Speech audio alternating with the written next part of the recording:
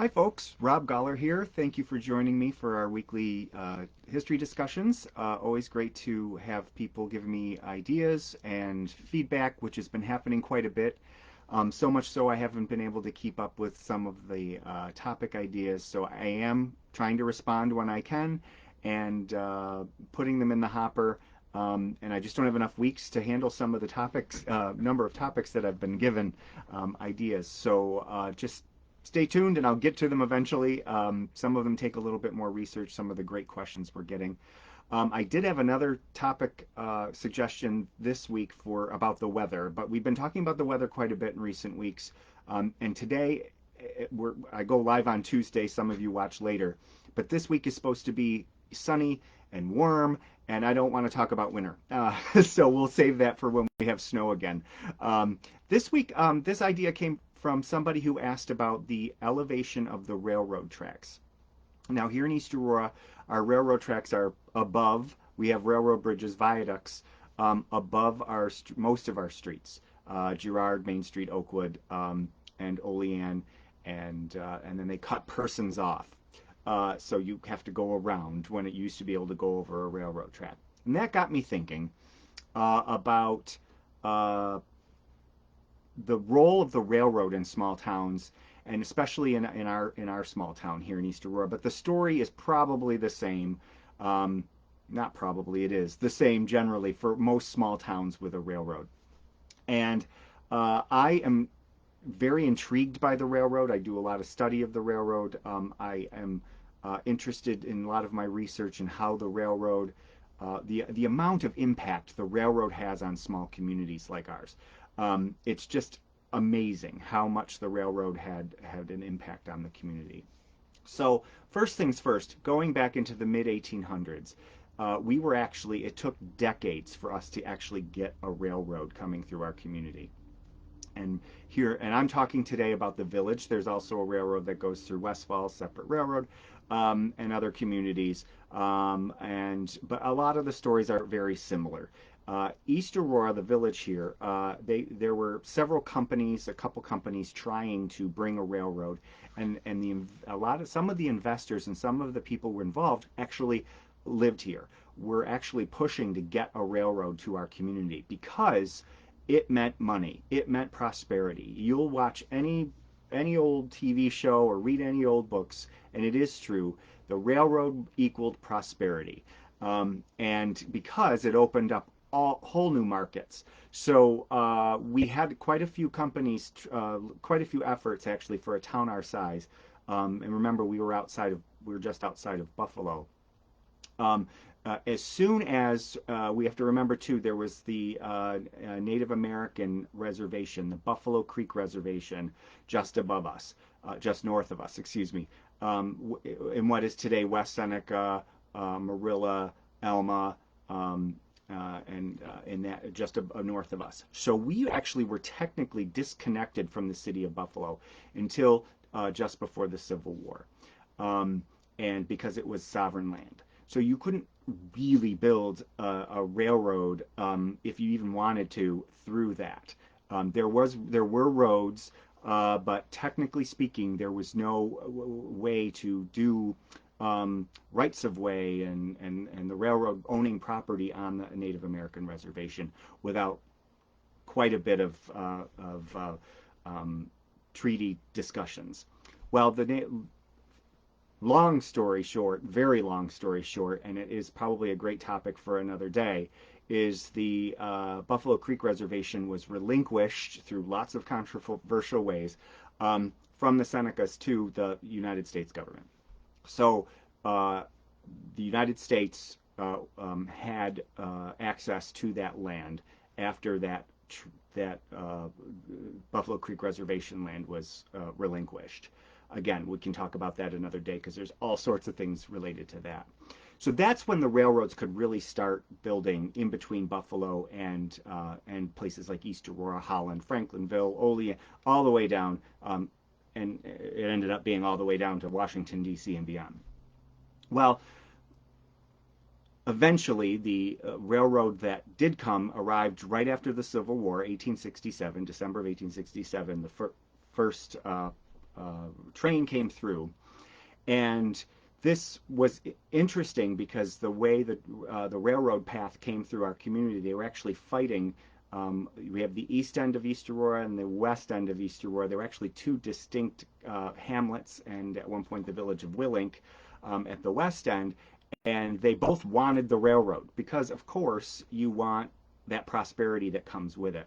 So actually, the East End won out, mostly because of business people like Aaron Riley, who had a lot of pull, and there were some other people as well. So a lot of businessmen were lobbying to get the railroad to come through their section of the town.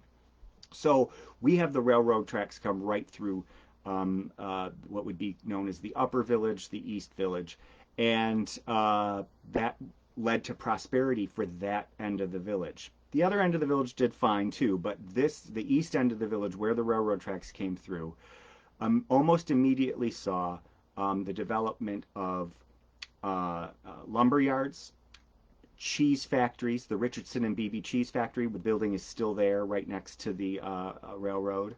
Um, uh, Grain mills, the Griggs and Ball, the Godfrey company, the lumber yard, the Peak lumber mill. They were on both sides of the tracks almost immediately. Well, a lot of that land was owned by Mr. Riley and all those other business people, so they made out from this railroad coming through.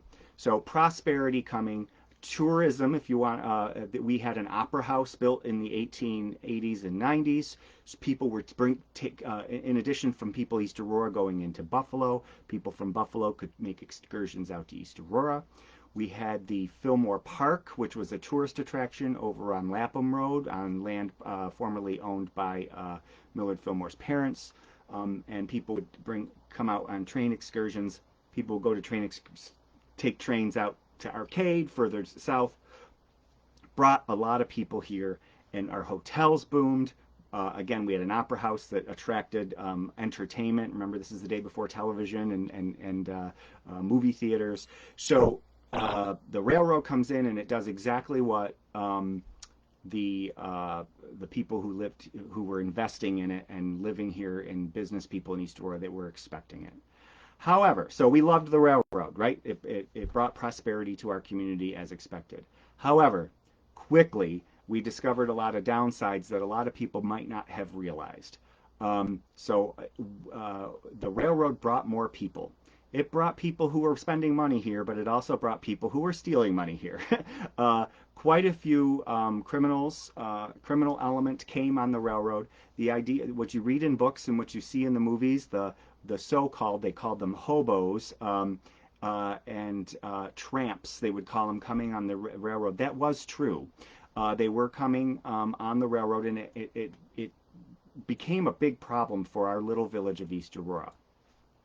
It is not coincidental that the village jail was located on Elm Street right next to the railroad tracks. The first one was located right next to where the Godfrey Mill building is, which is still there, and in between there and what used to be the Ice House building on the west side of Elm Street. There was a jail. We have old maps that show where the jail was.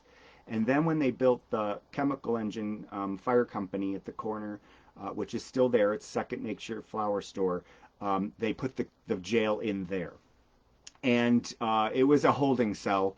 But the village needed a place to house people, mostly, even people who weren't accused of a crime or committed a crime, but they needed a place to stay. They would use the jail, kind of like what you see on the Andy Griffith show with the with the town alcoholic who has issues and he sleeps overnight in the jail. That kind of thing was exactly what happened, and that's what brought folks here was the railroad. No question about it. They had an easier way to get here. Before, you would have had to take a horse or a wagon or walked down what is today Seneca Street. The railroad certainly brought more people here, both folks who had good intentions and those who maybe didn't. or people who were unhoused, homeless people who were on the railroad and they needed a place to go, and they would hop the trains in order to find a better place to go. So I looked at some of the numbers, and by the especially in the Great Depression, so several decades after the railroad first came, um, we had the numbers were kind of staggering in my opinion. So in 1930, the village of East Aurora recorded that they had 259 tramps that they gave lodging to. So 259, that's little less than one a day. And then 1930, that was for the year 1930, but for one, um, uh, there was one case where they were finding doors unlocked and opened in people's businesses, and it was just becoming a problem. And they were assuming that it was these so-called tramps who were coming down on the railroad. 30 lodgers were accommodated at the local jail during 1 month. That's one a day. And they were having to deal with these people who couldn't necessarily, even if they were found guilty of a crime, and most of it was petty stuff, burglaries, stealing some things. They couldn't pay a fine. So it's not as if we were making money on fines from folks coming into town. So there was a definite, the police department did record that there was a definite strain on the police department. There was one case where the advertiser, the Easter advertiser, would cover this quite a bit. And there was one case where they said this man from Auburn had come in on the train, and they actually said he applied for free lodging Saturday afternoon, meaning that he, committed a small crime so he'd have a place to stay. And then they assured him, yes, you'll have a place to stay, and that he had promised that on Sunday morning he would attend a church service. He said he was going to go to church. But then apparently he didn't go to the church service, and the police gave him 15 minutes to reach the outskirts of the village. Um, and the advertiser doesn't really say what actually happened, but he did end up being forced to leave the village because he was not attending the church service that he had promised to attend in the morning. So these are just some of the stories, some of the things that happened with the people who were coming into the community. So you had tourists, you had businessmen. Businessmen were able to go to Buffalo. I'm going to talk in a couple weeks about East Aurora's Gilded Age, so the 1880s, 1890s, where we had a lot of people from Buffalo living here and vice versa. The building of the houses on East Main Street, those big, large houses, all because of the railroad. So in addition to opening up business, the railroad also was a headache for the local police department. Another thing, a big problem for the railroad in our community was accidents, and a lot of fatal accidents. Actually, in 1923, I just had posted on Facebook last year, social media last year, the 100th anniversary of 1923. And August, there was a fatal accident, and December, there was a fatal accident. August, a gentleman was trying to cross the tracks. And remember, the tracks were at the ground level, and he gets hit by a train and dies. In December, a young boy was in a car that got hit by a train. And the crossings, there was constant debate over whether the crossings were good enough. Like today, we take for granted, we still have fatal accidents at crossings, but we take for granted that there's lights, there's bright lights, there's cross arm bars that come down, and they're mechanical, they're electrical, like they don't. But back then they'd have to actually have somebody standing there to bring the arms down, and they'd have a watchman, but it didn't always work, and they weren't always on duty all night. So some of these accidents, one of them was actually quite early in the morning, overnight. And these were really bad accidents. So the cars would, and of course the newspapers would discuss them in quite amount of detail.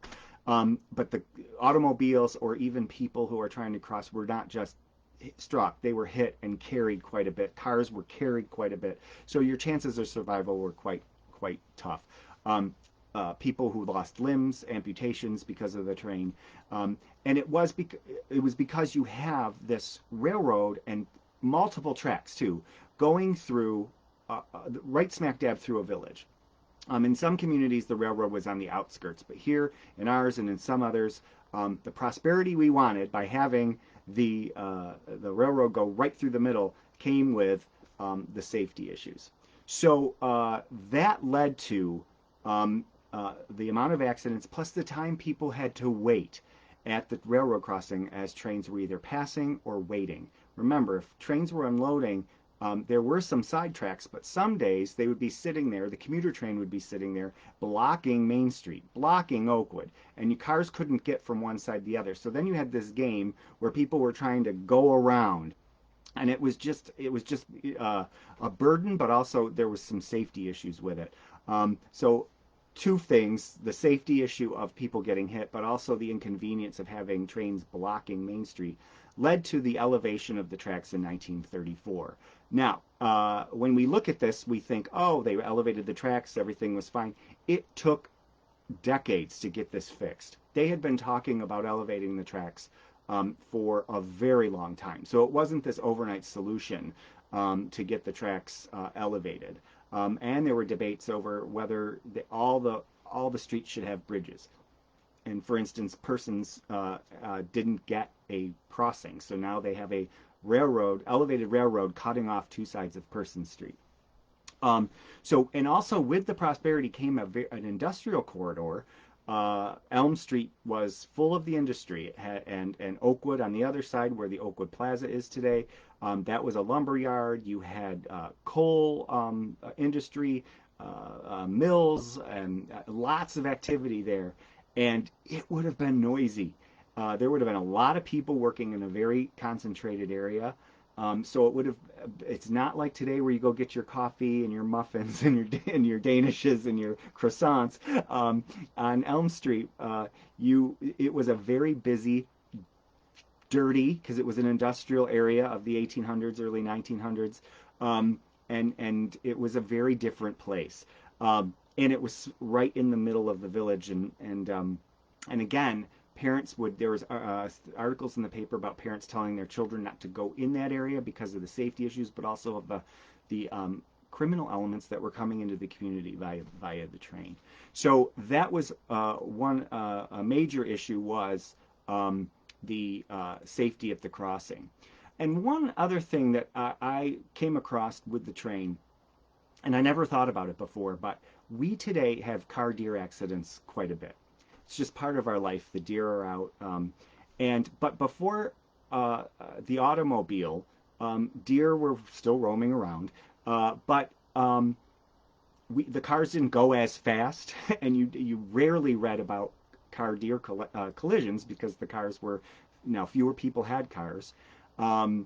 And when the 1920s and 30s, there's no coincidence that they raised the track in 34 and started talking about it in the 1910s. More people had cars. So it made it much more, the competition between the vehicles and the trains in our village was heightened as more and more cars came on the road. But there was an article in 1940 about the number of dead deer that were found along the tracks. Trains were hitting deer quite a bit. And so there was sort of now today we see deer carcasses on the road, but it really was was becoming a problem. The wildlife were getting hit by the deer, and then you had to call someone out or take care of it. Just another problem when sort of a headache when the railroad came through. And they said that in the one article that it is believed the animals are blinded by the locomotive headlights and do not get off the track as the train approaches. That they're deer in headlights. When the train came through, and that was a new phenomena for people. Like they didn't have that before. There were no headlights. That the deer it was brand new to them when the train started coming, and it continued for decades through the mid 20th century. And horses were hit too. They were talking about horses would get spooked and run down the track and then get hit by a train. So there was all of that too. So a lot just those are just some of the things. And so when we talk about the railroad, I'm quite intrigued by the railroad. And it did bring prosperity, and we have a lot of nostalgia. We talk about nostalgia quite a bit about the railroad. Um, but there was also a lot of headache with it, a lot of safety issues. Um, uh, it brought a lot of people into a community that wasn't used to it. The Roycroft, there is no question that Albert Hubbard would not have come to East Aurora if it weren't for the railroad. He brought most of his folks by the railroad. Most of the people who came to the Roycroft at the turn of the 20th century were on the railroad, and that could be a whole nother discussion. And how he lobbied for a better railroad station, and the folks that came to our community, or passed through the community on their way to somewhere else and didn't even know about East Aurora before. We had a massive cheese operation that would never have been able to succeed without the railroad coming through the community. So a lot of these industries came. The farmers who were producing dairy products, cream, had an outlet in the cheese factory that could send it off on the railroad. That was just one industry. So there was just a lot of good that came out, a lot of economic prosperity.